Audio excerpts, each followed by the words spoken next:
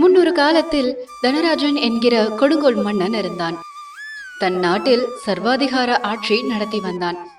குடிமக்கள் மீது அதிக வரிகளை விதித்து கொடுமைப்படுத்தி வந்தான். ஏழை எளியவர்களின் நிலங்களை அரசுடைமை என்ற பெயரில் அபகரித்தான். நாட்டில் நடக்கும் திருட்டு, கொலை, கொள்ளைகளை கண்டுகொள்ளாமல் இருந்தான். அழகிய இளம் பெண்களை கண்டால் அவர்களை தூக்கி வந்து அந்த புறத்தில் வைத்து கொண்டான். அவனது கொடுமைகளை எதிர்த்து கேட்க நாட்டில் யாருக்குமே துணிவு வரவில்லை. அவன் செய்கின்ற பாவங்களுக்கெல்லாம் ஆண்டவன் தான் அவனை தண்டிக்க வேண்டும் என்று இறைவன் மேல் பாரத்தை போட்டனர் நாட்டு மக்கள். இப்படியே நாட்கள் சென்று கொண்டிருந்தன. ஒரு நாள் அந்த நாட்டுக்கு ராமதாஸ் என்ற துறவி ஒருவர் தனது சீடர்களுடன் வந்தார். மிகச்சிறந்த ஞானி அவர். அவரது பெயர் அந்த காலத்தில் உலகமெங்கும் பிரபலமாக இருந்தது. பல தேசத்து மன்னர்களும் அவரை பற்றி அறிந்து வைத்திருந்தனர். பிரபலமான துறவி ராமதாஸ் தமது நாட்டுக்கு வந்துள்ளதை அறிந்ததால் மக்கள் கூட்டம் கூட்டமாக சென்று அவரை சந்தித்து தங்கள் குறைகளை சொன்னார்கள். அவர்கள் ஒவ்வொருவரின் முகத்திலும் குவியல் குவியலாக சோகம் குடிகொண்டிருந்ததை கவனித்த துறவி ராமதாஸ் அது பற்றி அவர்களிடம் விசாரித்தார். மன்னர் தனராஜன் செய்கின்ற கொடுமைகளையும் அதனால் தாங்கள் அடைந்துள்ள பாதிப்புகளையும் மக்கள் அவரிடம் கூறினார்கள். மேலும் இந்த கொடுங்கோலனிடமிருந்து நீங்கள் தான் எங்களை காப்பாற்ற வேண்டும் என்றும் கேட்டுக்கொண்டனர். கவலைப்படாதீர்கள், இவனை போன்ற கொடுங்கோலன்களை நான் பல நாடுகளில் பார்த்திருக்கிறேன். இவனிடமிருந்து உங்களை நான் காப்பாற்றுகிறேன் என்று மக்களுக்கு உறுதிமொழி அளித்தார் துறவி ராமதாஸ். அன்று இரவே அதற்கான செயலில் இறங்கினார். சாமகோடாங்கி ஒருவனை தன் இருப்பிடத்திற்கு வரவழைத்தார். அவன் காதில் ஏதோ ஒரு ரகசியத்தை கூறி அவன் கையில் சிறிது பணத்தையும் கொடுத்தார். பணம் வாங்கிய சாமகோடாங்கி மிகுந்த சந்தோஷம் அடைந்தான். துறவியின் திட்டத்துக்கு ஒத்துழைப்பதாக கூறி அவரை வணங்கி விடைபெற்று சென்றான். அன்று இரவு முதல் ஜாமம் இருள் சூழ்ந்து கிடந்தது. ஜில்லென்று குளிர்காற்று வீசிக்கொண்டிருந்தது. பஞ்சனையில் உறக்கம் வராமல் புரண்டு கொண்டிருந்தான் மன்னன் தனராஜன். படுக்கையிலிருந்து எழுந்தவன் உப்பரிகைக்கு வந்தான். அரண்மனையை ஒட்டி சென்ற பெரிய சாலையை பார்த்தான். அங்கே இரவு நேர காவலர்கள் தவிர வேறு யாரும் இல்லை. எதையோ நினைத்து அசை போட்டபடி பரிகையில் அங்கும் இங்குமாக உலாவினான். அப்போது சாமகோடாங்கி ஒருவன் அங்கே வந்தான். ஜக்கம்மா சொல்றா, ஜக்கம்மா சொல்றா, இந்த நாட்டை ஆளுற மன்னருக்கு ஒரு பெரிய கண்டம் இருக்கு. அது அவரோட ஆயுள் சம்பந்தப்பட்டது. இந்த நாட்டின் மன்னாதி மன்னர் இன்னும் 7 நாட்கள் தான் உயிரோடு இருப்பார். ஜக்கம்மா சொல்றா, ஜக்கம்மா சொல்றா. இப்படி உரத்த குரலில் கூறிவிட்டு வேகமாக சென்று விட்டான் அந்த சாமகோடாங்கி. அவன் சொன்னது அரண்மனையில் உப்பரிகையில் உலாவிக் கொண்டிருந்த மன்னன் தனராஜனின் காதுகளில் தெளிவாகவே கேட்டது. சட்டென்று பதறி போனான். அவனுடைய கால்கள் அவனை அறியாமலேயே லேசாக நடுங்கின. அங்கும் இங்குமாக நடந்து கொண்டிருந்தவன் அப்படியே உறைந்து போய் நின்றான். என்னது, நான் இன்னும் 7 நாட்கள் தான் உயிரோடு இருப்பேனா? இரவு நேர சாமகோடாங்கி கூறுவது அப்படியே பழிக்குமே. அடக்கடவுளே, இது என்ன சோதனை? நான் இந்த நாட்டு மக்களுக்கு செய்யாத கொடுமைகளே இல்லையே. உலகில் உள்ள அத்தனை பாவங்களையும் செய்து தொலைத்திருக்கிறோமே.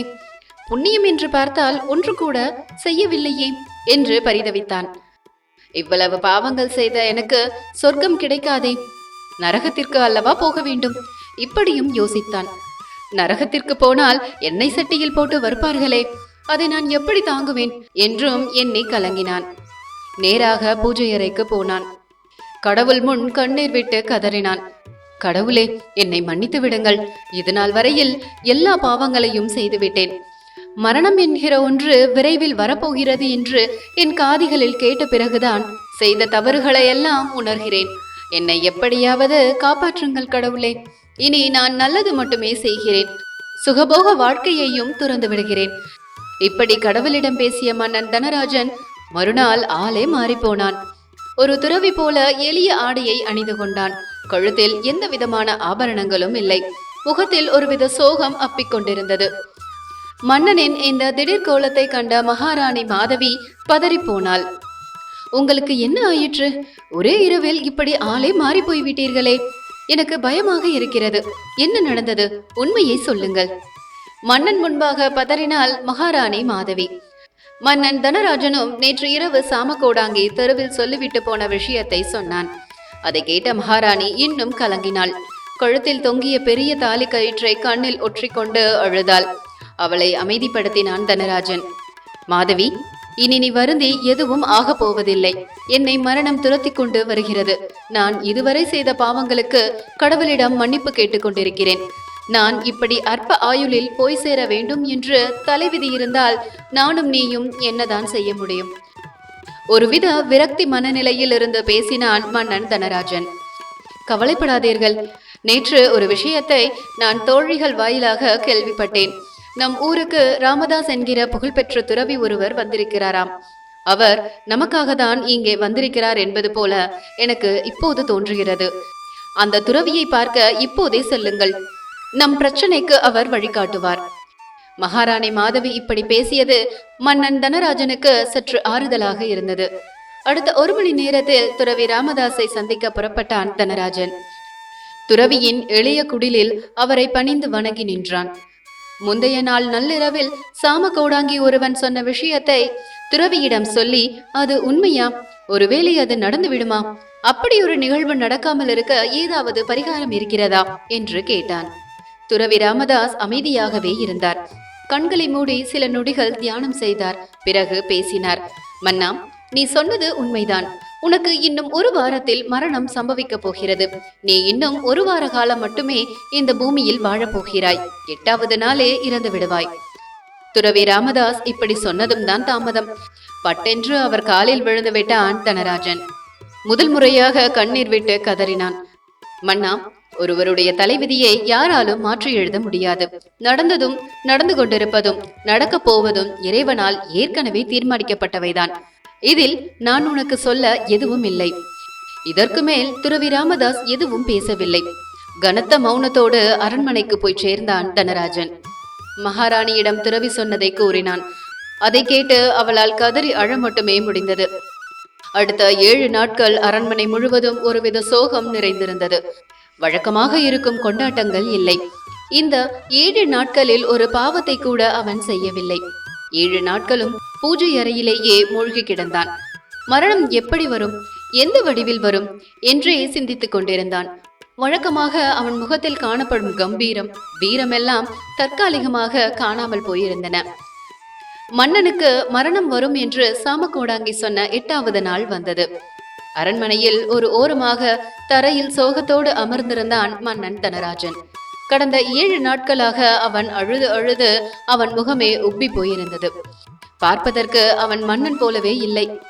மன்னனின் மரணத்தை எதிர்பார்த்து அங்கே ஒரு கூட்டமே கூடியிருந்தது. மன்னனின் மரணம் எப்படி நிகழும் என்பதை பார்க்க அவர்கள் ஆவலாக இருந்தார்கள். அப்போது அந்த கூட்டத்தில் திடீர் சலசலப்பு. திரும்பி பார்த்தான் மன்னன் தனராஜன். துறவி ராமதாஸ் தனது சீடர்கள் சிலருடன் சற்று தொலைவில் வந்து கொண்டிருந்தார். மன்னா, எப்படி இருக்கிறாய்? இன்றுதான் என் ஆயுளின் கடைசி நாள். அதனால் இறைவனை துதித்தபடியே இருக்கிறேன். அப்படியா? இப்போது நான் கேட்கும் கேள்விக்கு நீ சரியான பதிலை சொல்ல வேண்டும். சொல்வாயா? உயிரே போக போகிறது. இதில் நீங்கள் கேட்கும் கேள்விக்கு ஏன் பதில் சொல்லாமல் இருக்க போகிறேன்? நீங்கள் எந்த கேள்வி கேட்டாலும் பதில் சொல்கிறேன். மன்னன் தனராஜன் விரக்தியில் பேசியதால் அவனுக்கு தாம் வைத்த சோதனை போதும் என்கிற முடிவுக்கு வந்தார் துறவி ராமதாஸ். 1 வாரத்துக்கு முன்பு சாமக்கோடாங்கி சொல்லிவிட்டு போனது எல்லாமே துறவி ராமதாஸ் செய்த ஏற்பாடுதான். அதை அவனிடம் சொல்வதை விட அவனை நல்லவனாக மாற்ற வேண்டும் என்பதிலேயே உறுதியாக இருந்தார். அதனால் இப்படி கேட்டார். மன்னா, கடந்த 1 வாரத்தில் நீ ஏதாவது பாவ காரியங்கள் செய்திருக்கிறாயா? இல்லை சுவாமி. அப்படி என்றால் இந்த 1 வார காலமும் நீ என்னதான் செய்து கொண்டிருந்தாய்? சுவாமி, மரணம் வருவது உறுதியாகிவிட்ட பிறகு பாவம் எங்கே செய்வது? புண்ணியம் கிடைப்பதற்காக இறைவனை நினைத்து தியானித்துக் கொண்டே இருந்தேன். மன்னா, நீ புண்ணியம் கிடைப்பதற்காக இறைவனை 1 வார காலமாக வேண்டிக் கொண்டிருக்கிறாய்.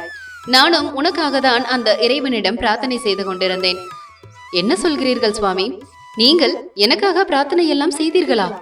ஆம் அண்ணா. அந்த பிரார்த்தனையில் ஒரு விஷயத்தை நான் உணர்ந்தேன். இப்போதைக்கு உனக்கு மரணம் இல்லை. ஆனால் அது நாளையோ, அடுத்த வாரமோ, அடுத்த மாதமோ, அடுத்த வருடமோ அல்லது ஒரு சில வருடங்கள் கழித்தோ வரலாம். உனக்கு மட்டுமல்ல, மனிதனாக பிறப்பெடுத்த ஒவ்வொருவருக்கும் ஒரு நாள் மரணம் வருவது உறுதிதான். அந்த மரணத்தை தள்ளி போட வேண்டும் என்றால் நல்ல சிந்தனைகளை வளர்த்து கொள்வதோடு நற்காரியங்கள் பலவற்றை செய்ய வேண்டும். நீ பிறருக்கு எந்த அளவுக்கு நற்காரியங்கள் செய்கிறாயோ அந்த அளவுக்கு உன் ஆயுளும் நீண்டு கொண்டே போகும். உன்னுடைய பாவ கணக்கை குறைத்து புண்ணிய கணக்கை ஏற்றிக்கொள். அது உனக்கு நிம்மதியான வாழ்வை கொடுக்கும். இப்படி சொன்ன துறவி ராமதாஸ் மன்னன் தனராஜனை ஆசீர்வதித்துவிட்டு அங்கிருந்து வெளியேறினார். அன்று மன்னன் இறக்கவில்லை. தனக்கு மரணம் வரவில்லை என்று தெரிந்ததும் மிகவும் சந்தோஷப்பட்டான். கடந்த ஒரு வாரமாக தான் பாவங்கள் எதுவும் செய்யாததும் தனக்காக துறவி ராமதாஸ் செய்த பிரார்த்தனைகளும் தான் தன்னுடைய மரணத்தை தள்ளி வைத்திருக்கிறது என்று எண்ணிய தனராஜன் மக்களுக்கு நல்லதை செய்ய தீர்மானித்தான். அடுத்த ஒரு மாதத்தில் அவனுடைய நாடே மாறி போயிருந்தது. மக்கள் மீது விதித்த அநியாய வரிகளை எல்லாம் தள்ளுபடி செய்தான். மக்கள் ஒவ்வொருவரையும் சந்தோஷப்படுத்தும் திட்டங்களை மட்டுமே கொண்டு வந்தான். எல்லோரும் மன்னன் தனராஜனை வாழ்த்தினார்கள். உலக வரலாற்றை புரட்டினால் கொடுங்கோலாட்சி செய்த எவரும் நிம்மதியான மரணத்தை எதிர்கொண்டதில்லை. நாம் செய்கின்ற ஒவ்வொரு நல்ல காரியத்துக்கும் புண்ணிய பலன்கள் உண்டு. எல்லோரும் வாழ்த்துகிற மாதிரி நல்லது செய்தால் அந்த ஒவ்வொரு வாழ்த்தும் நமக்கு சந்தோஷத்தையும் தரும், நம் ஆயுளையும் நீட்டிக்கும். நம் ஆயுளை நீட்டித்துக் கொள்ள நாம் தேட வேண்டிய ஒரே புண்ணியம் அதுதான். இந்த வீடியோ பிடிச்சிருந்தா லைக் பண்ணுங்க, ரொம்ப பிடிச்சிருந்தா நண்பர்களுக்கும் ஷேர் பண்ணுங்க.